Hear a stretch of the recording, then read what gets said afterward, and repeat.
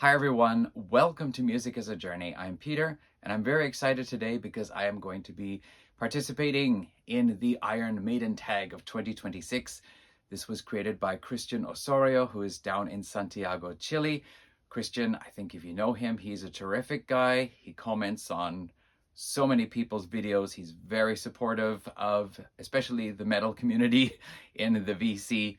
And I think he's been commenting on most of my videos now for quite some time. I remember his first comment was possibly last year sometime, where he said he'd been watching my videos, but he had hesitated to comment, and he finally did. And since then, he's been commenting on, I think, every single one of them. Even if it's a video about something he doesn't have anything of, he still leaves a really great and encouraging comment. So thank you so much, Cristian. And I'm really glad you did the Iron Maiden tag, because Iron Maiden have been kind of circling around in my thoughts again recently. And this tag gave me a chance to go back and revisit the catalog, revisit all the albums I have. It actually is quite a lot of stuff to go through, even though I don't have all of the albums. And I'll confess that I didn't make it all the way through Book of Souls, but I got through most of them. So let's get on with the tag there. So Cristian has prepared 20 prompts, and I think I'm pretty sure it was Kim over at This Is Music who created a 21st prompt question. So let's get started here. Number 1, Let There Be Maiden. Who, how, or what made you discover the band?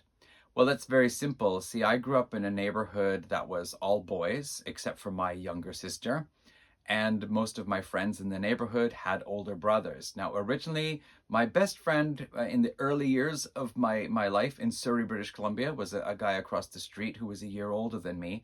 And it was through him I heard about AC/DC, Joan Jett and the Blackhearts, the Rolling Stones. We Tattoo You was out at that time. I think maybe also Van Halen and possibly Black Sabbath. But it was a friend of mine up the road who had 2 older brothers who introduced me to Iron Maiden, and it was Number of the Beast. Now, I honestly don't remember if it was Number of the Beast we heard first, or if it was The Prisoner, or if it was Invaders and Children of the Damned. It doesn't matter. It was one of those 4 songs. Whatever the case was, I was really into metal. I mean, getting into metal at the time, heavy metal. So Iron Maiden was just, the next thing to get in there. And they are among my first 5 bands that I owned on cassette. There was AC/DC and Judas Priest. After that, there was Black Sabbath and Van Halen. And the 5th one in was Iron Maiden with Number of the Beast. And soon after that, I also bought the debut, probably just because the debut was the cheapest of the lot that was available at the time. Later, I know I got Made in Japan, the live EP on cassette, and then Peace of Mind, and of course, Power Slave. From there on, I followed the band through up to Seventh Son of a Seventh Son before I finally, as with a lot of the metal bands that I liked in the early to mid 80s, I kind of lost interest in pretty much almost everybody by about 1987, 88. Anyway, that is, thanks to my friend up the street there, I got to hear about Iron Maiden. Now then, number 2, Who Needs Words, a favorite instrumental? Well, as you'll probably hear me say again a few times, I have a big love for this album here. And especially that whole part, the Phantom of the Opera, Transylvania, and Strange World. Those 3 tracks together, I just really love it, because I guess you could also count Remember Tomorrow too, but Iron Maiden were a band that could either write a really great instrumental, or they could have a longer song that actually included changes in the music, especially something like Phantom of the Opera. That really impressed me already at that time when I was, 12 years old? And it happened later on in the 1980s. I remember listening to some Iron Maiden songs and thinking, I can picture an orchestra playing this. Really, just replace all the guitars with an orchestra or orchestral instruments. I can hear it. So that already made me think that, Iron Maiden's songwriting style or music writing style was certainly advanced over a lot of the other stuff I was listening to at the time. But yeah, Transylvania from this one here has always remained a favorite. And because I recently listened to my entire Iron Maiden collection again recently, I just reminded myself once more how much I love this album, and Transylvania, followed by Strange World, which is not an instrumental, but I love those songs, or those tracks. So revelations of favorite lyrics. So I saw this prompt and I thought, gee, what is a favorite lyric? But as I said, I was going through the discography and I hit Number of the Beast. Now my CD copy of Number of the Beast has an additional track that I didn't have on cassette called Total Eclipse. I wondered because I feel there's something about the mix or the recording on here for Total Eclipse that does not match the rest of the album. This is my impression anyway. And so I looked it up to find out what's going on with this track. So apparently the band was going to release Run to the Hills as a single ahead of the release of the album. And they were looking to put a B-side on. And they had two choices. One was Gangland and one was Total Eclipse. And whatever was the B-side there was not going to be the song on the album. And they ended up choosing Total Eclipse as the B-side for Run to the Hills, and Gangland became the song that was on the album. In the, probably it was Wikipedia, in the article I read, they said that they later on regretted it. They thought that Total Eclipse was the stronger of the songs. Now, I want to mention that one because as I was listening to it a few days ago now, there was a line, or actually two lines in the song that really caught my attention. And, you know, I just reached the corner. I crossed the street, came to a corner and was waiting to cross the other way, waiting for the light to change. And that lyric came on and boom, it just got me. So in Total Eclipse, there's a line, the two lines, "War babies in the Garden of Eden, she'll turn our ashes to ice." That lyric just really struck me. And I want to explain why. First of all, war babies in the Garden of Eden. We're talking about babies, something that is very sweet, innocent, something that needs nurturing, that requires our constant care and attention. In the garden, a place again of nurturing, of growth, could be vegetables, could be flowers, whatever you want. And then of course, Eden, you know, the ultimate garden paradise. But the phrase starts off with war. And of course, war is the exact opposite image of all that. This is, you know, bloodshed, it's killing, it's explosions, it's death, it's pain, it's, you know, the exact opposite of what you would imagine from a garden and babies, and certainly Garden of Eden. So I think that contrast really struck me at first. And of course, there's also the pronunciation of war and babies.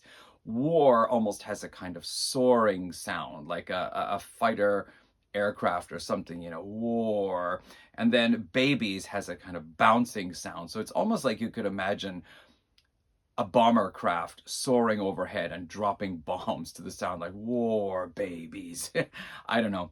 But moving along to the next line, she'll turn our ashes to ice. So she is feminine, of course. She could be related to mother. We're certainly talking about Mother Nature in this song anyway. So we're talking about the ultimate nurturer for all life on Earth, Mother Nature. And of course, we could talk about volcanoes and tsunamis and that kind of thing. But generally, Mother Nature is considered the, you know, the giver of life to life on Earth.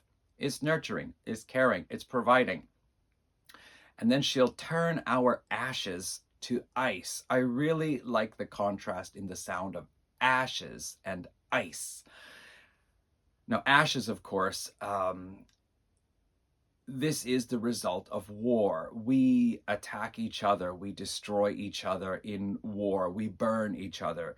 Now, burning has a meaning almost like of a removal of the old, a kind of cleansing almost. In a kind of religious context, it is a cleansing to burn away the old and purify, even like as in a sacrifice, meaning as in to put something through a religious ritual to make it holy. So there is that, you know, we will burn ourselves and there will be nothing but ashes left. Well, we'll burn each other anyway. And then that means that there's this clearing away of the old, clearing away of the bad, and leaving room for growth, for something new. However, she'll turn our ashes to ice. Ice is frozen. Nothing is moving. Nothing is alive. Everything is held in place. Chemical reactions are down to a bare minimum. So this potential for us to recover from a war and to grow and to renew our species on the earth, Mother Nature's freezing that up. That is just not going to happen. Now, the actual lyrics in the song go on to suggest that we actually do somehow continue on, hopefully without the warmongers around anymore. But I like that line anyway, that, Mother Nature, after we have burned each other to the ground and left us nothing but smoldering ashes, she's going to freeze over everything and make sure that we do not come back to screw things up like that again. So that is my impression. That's really struck me so hard that morning. I almost got a little bit emotional thinking about it. And honestly, one of my favorite words in English is ice. I'm just really in love with the concept of ice. Okay, so let's move along to number 4. The Angel and the Gambler. Hard to believe, but they sometimes have bad songs. Name one song that you really don't like at all.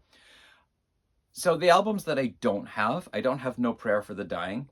I don't have Fear of the Dark. I don't have either of the 2 Blaze Bayley albums, Factor X and Virtual 10, and I don't have Senjutsu. So I don't know what those songs sound like.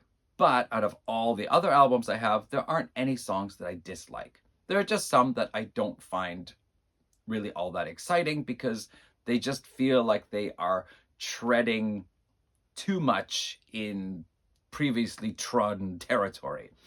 I will say that one song from, where are we here? Peace of Mind, Quest for Fire. The music is great. The music suits exactly what this album is all about. But I do not particularly like the lyrics, and I don't like the delivery of the lyrics. So if I have to pick one song, it's Quest for Fire. And Chris Prophy did a wonderful job of imitating Bruce singing the opening lines, "In a time when dinosaurs walked the earth." In a time when dinosaurs walked the earth. And as soon as you get that, like right off the bat, I'm thinking, okay, if you're going to talk about when dinosaurs walked the earth, then do not mention human beings. Because there is like a 64 million year gap between our existences. And of course, the song is based on, I don't know if it's a book or a movie. It certainly was a movie. And I don't think I don't remember. Okay, I didn't watch the movie, but I probably wouldn't have watched it just because I loved reading about dinosaurs when I was really young. I know there were no humans around when dinosaurs were around. That just didn't happen. So right from the bat, that song just gets me as mistake. And then there are just some strange deliveries. I don't remember. There's one, I have to check the lyrics, but it sounds almost like they said, "When the end was that away." You're not seriously singing "when the end was that away"? I must have misheard it. I should probably check the lyrics. So if I want to name a song that I don't like, music is great. Lyrics are just, I don't like the delivery, and I don't like the lyrics. So let's go with that one there. But it's not like I can't listen to it. It's okay. Now let's see here. Number 5 is Killers. Now name a favorite deep track. And that is actually from the same album. First of all, Revelations is probably my favorite Iron Maiden song. Recently, I heard some other songs that I thought were really great. But I think just overall, my impression is that Revelations is my favorite Iron Maiden song of all time. There is one other track on this album that I've always loved since the beginning, and I'm really glad to hear that there have been a couple of other people mentioning this track, not necessarily as their favorite deep track, but for lyrics or for other reasons, and that is Still Life. I don't know what it is about that song, but I just have always liked it right from the first time I ever heard it. And you've got on this album Where Eagles Dare, you've got Flight of Icarus, you've got Die With Your Boots On and The Trooper, all great songs, and even To Tame a Land is actually an excellent choice for a deep track too. But for me, my 2 favorites have always been Revelations and Still Life off this album, for whatever reason. So I'm going to name Still Life. Number 6 is called Book of Souls. Show a book, magazines, flyers, etc., anything on paper. All right, just a moment here. I used to have quite a collection of magazines, of Cream, Hit Parader, and a Canadian one that was called Metallion that was out for a few years. And of course, I got rid of all of them except for this one. Hit Paraders Heavy Metal Awards 1984 from the spring of 85. And Iron Maiden is listed on here. So let me just see. I've marked this with whatever I had for marking. I'll just toss this in here. Where are we? So our first one is Loudest Band of 84, and Iron Maiden was voted as the loudest band of 1984 by readers of Hit Parader magazine. The next one was for Group of the Year. Motley Crue had number 1, Van Halen, Def Leppard, Judas Priest was number 4, and Iron Maiden was number 5 for Group of the Year. Next up was Best Live Act of 1984. Judas Priest was number 1. Iron Maiden are here at number 5, just after Motley Crue. Iron Maiden have got to come in here number 1 again, and that is under Bassist of the Year, with Steve Harris taking the first place. And Geddy Lee, number 5. Nikki Sixx is number 2. Can you believe that? Gene Simmons, number 3. Rudy Sarzo, number 4. So Steve Harris and Geddy Lee, I would have put both of those guys at the top. But anyway, so there we go. That is, oh, look at that docket. Yeah, those are at least 4 things in this Hit Paraders Heavy Metal Awards of 1984. Really should have kept my other magazines. I had, maybe I can find it online and put a picture here, but I had a Metallian magazine. This was a Canadian heavy metal magazine. I think it was the 3rd issue that had an Iron Maiden picture on the cover. So if you see it here, it's because I found it online. Okay, if you don't see it here, it's just me waving my hands in the air. All right, where are we at here? Number 7, Scream For Me. How many times have you seen the band live? Or if not, do you want to see them on their next tour? So here we go. This is my Power Slave t-shirt. I haven't worn it for a long time. There we go. That's the only time I have seen Iron Maiden live, was for the Power Slave tour. And yes, I have this. I kept it. Of course, I'm keeping it. Why not? All right. Yeah. Now, I actually had tickets to go see Iron Maiden with a friend. The concert date was March 13th, 2011 in Tokyo. And the band performed previously in Seoul in Korea, and they were on their way to Japan in, what is it, Flight 666, with Bruce Dickinson at the controls in the cockpit. And they were flying over on Friday, March 11th, 2011. Around this time, I came home from work early that day. I didn't have my afternoon classes. It was my 3rd year anniversary. I picked up some flowers for my wife. My son was 2.5. My daughter was only about 6 weeks old at the time. And we were talking about we should go do some shopping. And then suddenly the house started to rattle a little bit. And then it started to rattle more. And then it really started to rattle like it had never rattled before. And we started thinking, is this house going to collapse on us? Because this is a really bad earthquake. And so we decided maybe we should get out of the house. Now, apparently that's not the smartest thing to do, but that's what we did. Boy, oh boy, was the neighborhood ever noisy. All the houses were rattling and shaking. Our car was bouncing up and down in the parking spot outside our house. The power lines were bouncing, the utility poles were swaying. And I remember taking my phone out of my pocket and typing on Facebook. I don't know if this is going to be on the news or not, but we're having a really bad earthquake right now. Well, anyway, it subsided a bit, and then we went back in the house and it started again. And, you know, like getting out of the house and standing outside, it was uncomfortable to stand. There was this swaying, dizzying motion. And we had to all squat down. So my wife is squatting down holding our 6-week baby, and I'm hanging on to my son, 2.5-year-old, well, come on, 2 3/4-year-old son. And after that, things kind of calmed down, and then we finally decided to head off and do our shopping. And from there on, the power was out, traffic lights were out, the lights in stores were out. Like, it was just, we spent the next like 3 or 4 hours driving around. Okay, we'll go back home again. And it was all dark and we got flashlights. Okay, well then, you know, we'll drive to my wife's parents' house because apparently they had electricity. And we arrived there around 10 o'clock. We stopped at McDonald's. We were like So many people were going into that McDonald's. We went in, we ordered something, and while I was standing in line, the manager put a sign on the door saying, we're not selling anymore, we're out of food. So we bought something, drove to my in-laws' house, and then we saw on the television this news of this tsunami that was just destroying towns and just wiping things clean off the face of the coastline. And yeah, my friend and I were in touch, and then we heard that Iron Maiden had rerouted, flown to Nagoya, and they watched the news from their hotel room in Nagoya. And they said, this is not a time for a concert. Concert is meant to be fun. Everybody's together having a good time. And yeah, these are not the conditions for having a good time. And so they canceled the concert anyway, and we got our money back.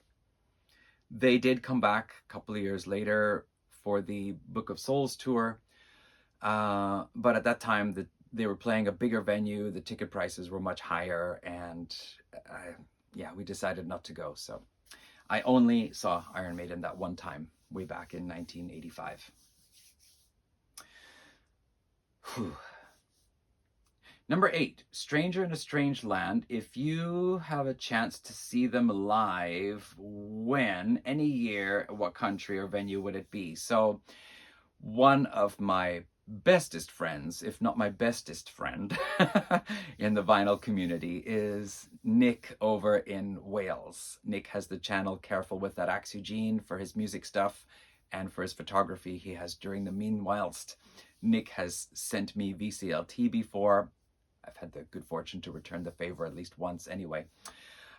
Nick told a story of seeing Iron Maiden perform, I think it was 1980 or so, at a venue in his hometown, I think in Swansea.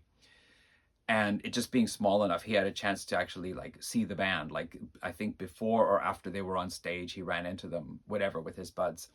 So if I could go back anytime, first of all, I would like to be Nick's age, because if I went back to 1980 as a 9-year-old, I don't think Nick would think it was all that cool to take a 9-year-old in with the rest of his buds around.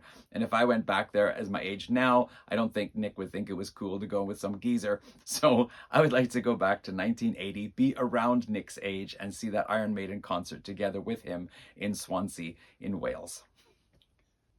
Isle of Avalon, 5 records you will take to a desert island. Very, very easy, mostly. So, as I said, I've always loved this. And in fact, revisiting everything, these are my 2 favorite Iron Maiden albums. I always thought Peace of Mind was my favorite, but I got the biggest enjoyment out of listening to these 2 again. And they are the first 2 albums I ever bought. So, as I said in my AC/DC video, the first 2 AC/DC albums I ever bought were, or actually got anyway, the first one was a gift, For Those About to Rock and High Voltage, the international version. So they remain my favorites, not because I think I have to have the first 2 as my favorites, just they do.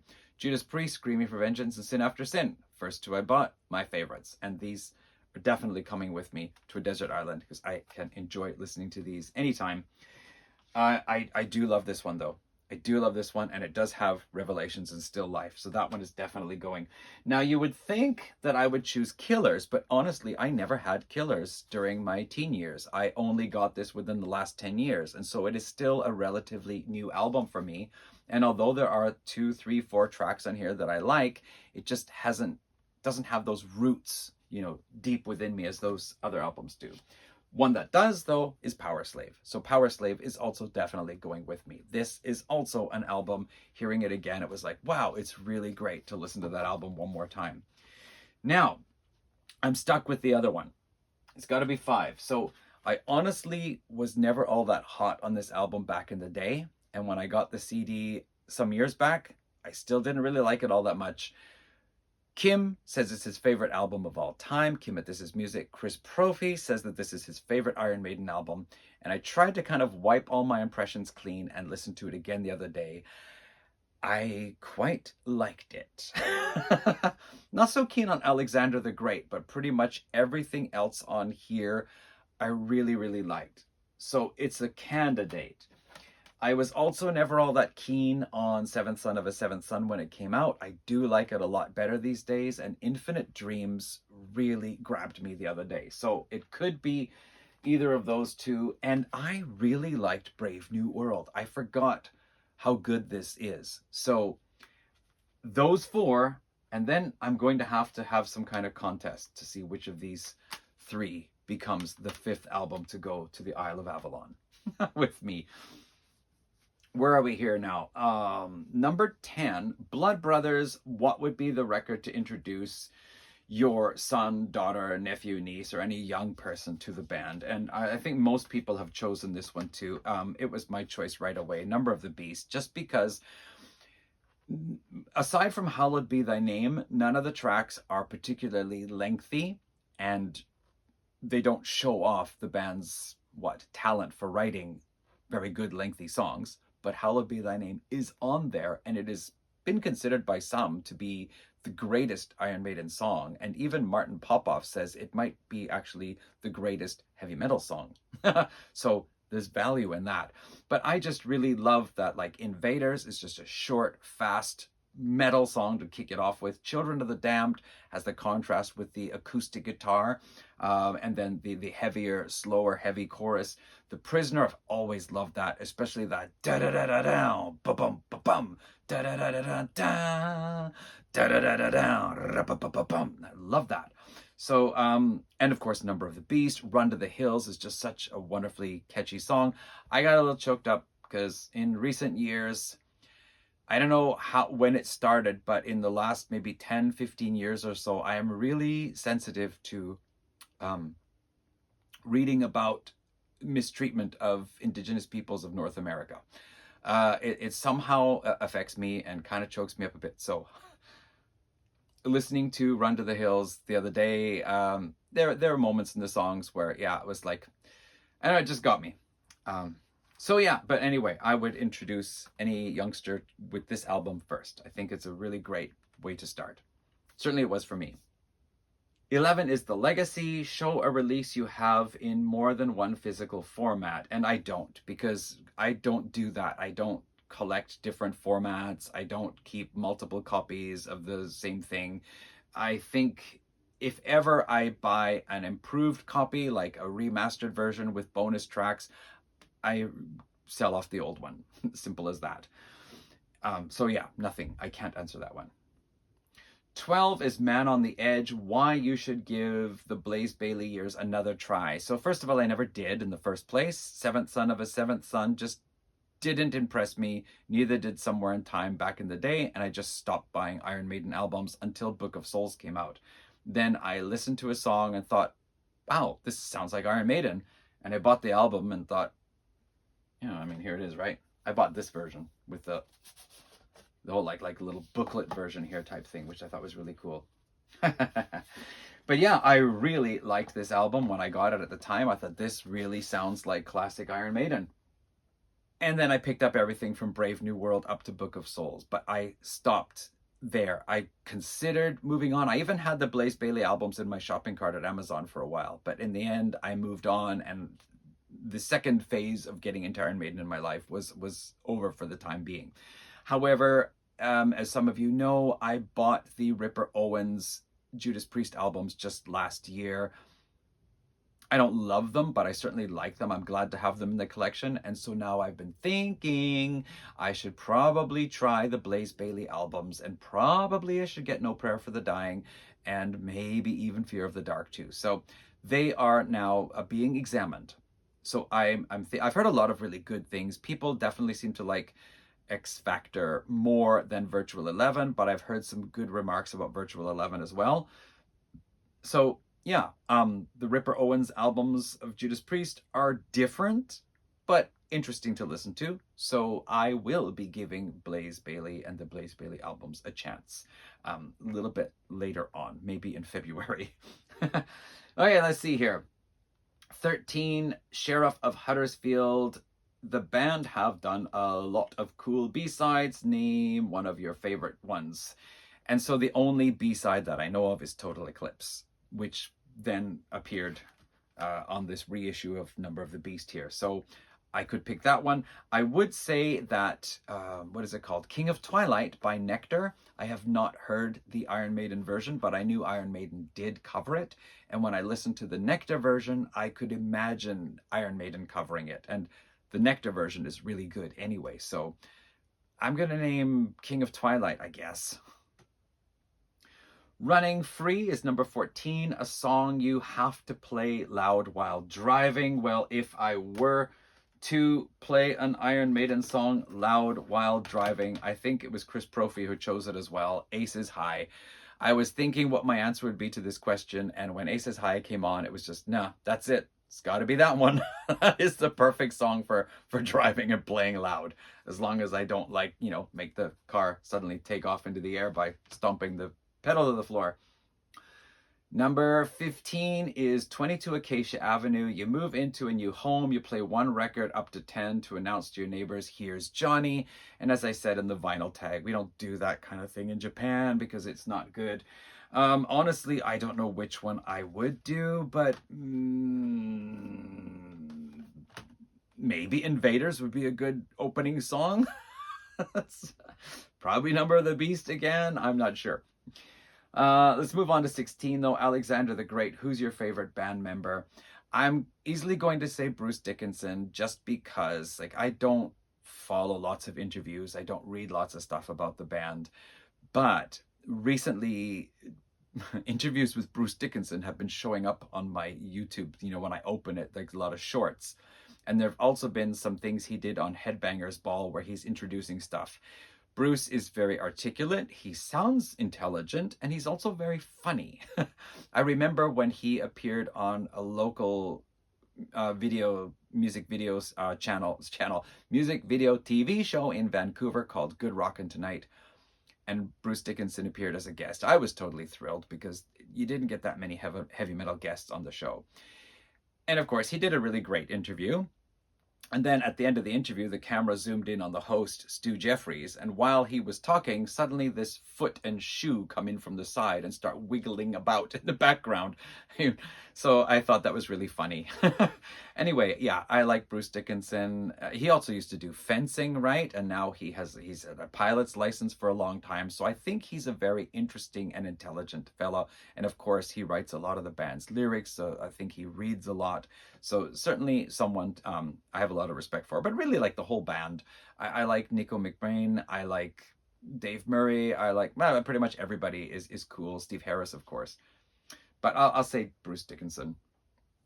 Loneliness of the Long Distance Runner is number 17. You're going for a walk along one. And remember, I walk 40 minutes from my house to the station and from the station to my house. If that's a long walk, I don't know. But anyway, I walk 40 minutes twice a day.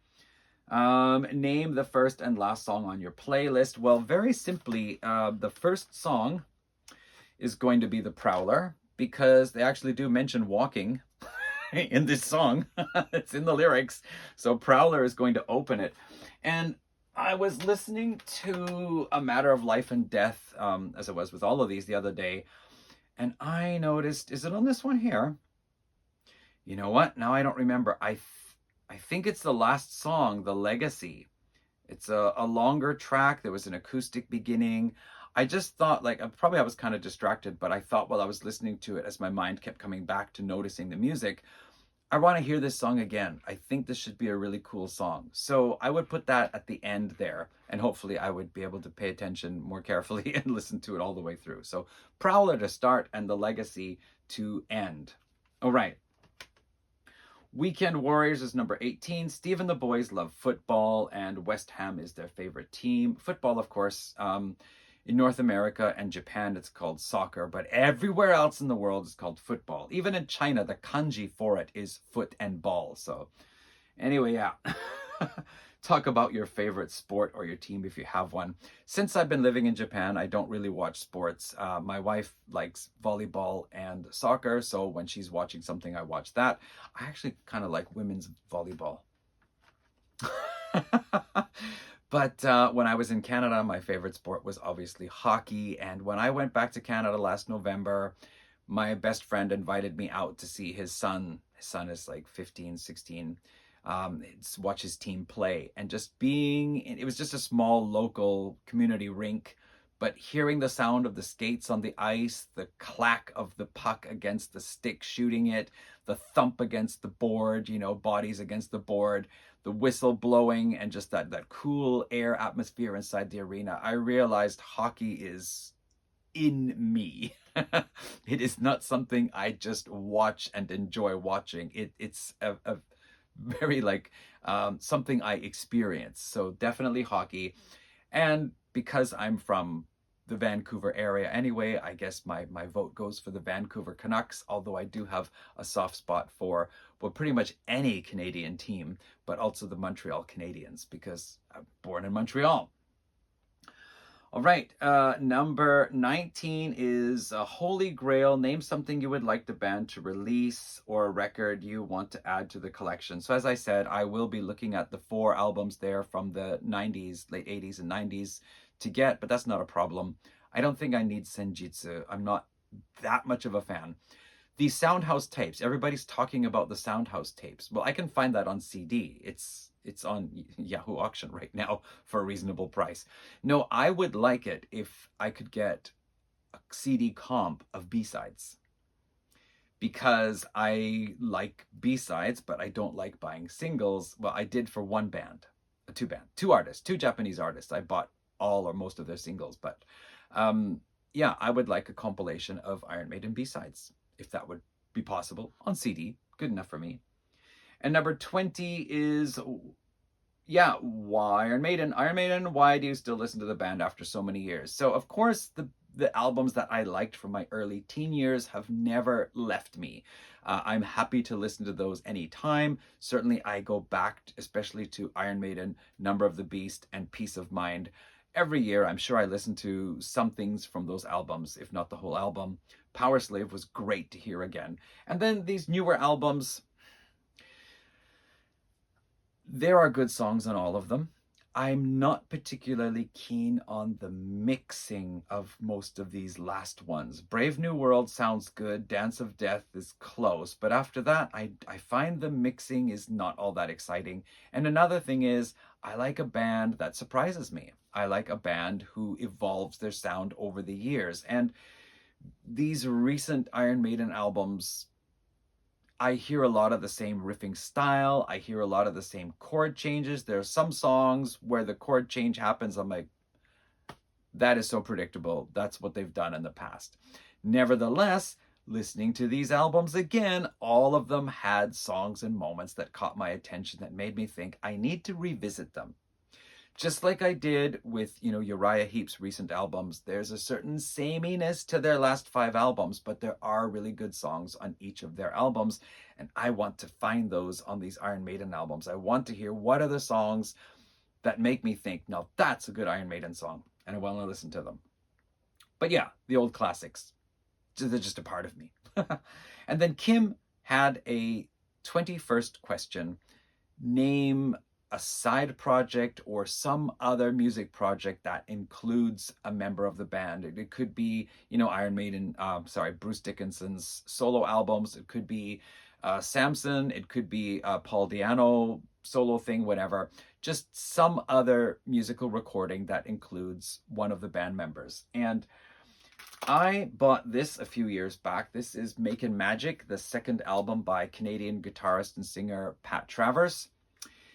I'm pretty sure it's a good album. I will tell you right now that the version I have sucks because the remastering on this is just totally compressed. It is so freaking loud and it's clipped and it just sounds like somebody is just blasting a transistor radio on a volume level much higher than what the radio can possibly handle.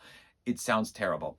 But aside from that point, when I checked out who else was playing on this album, the drummer is Nico McBrain, which really surprised me. So drummer Nico McBrain, who is apparently retiring or has retired now, is the drummer on this Pat Travers album. All right, as usual, I'm pretty sure I made the longest of the response videos. Maybe only Morten Astad can beat me for length in tag videos, but I've done it. There we go, everyone. Thank you for watching. Cristian, thank you so much for this. It was a lovely walk down memory lane and a good chance, as you said to me in a comment, to revisit the band's catalog. And I am looking forward to finding out those songs that I love on the recent releases from, after Brave New World. I'm also looking forward to hearing the albums that I don't have from the late 80s and the 90s. So there we have it. I'm out of here, folks. I got the prog tag to work on next. Phew. And then I got to clean all this up. Almost everything on this table here behind me is tag CDs that need to be put away. Cheers all. Bye.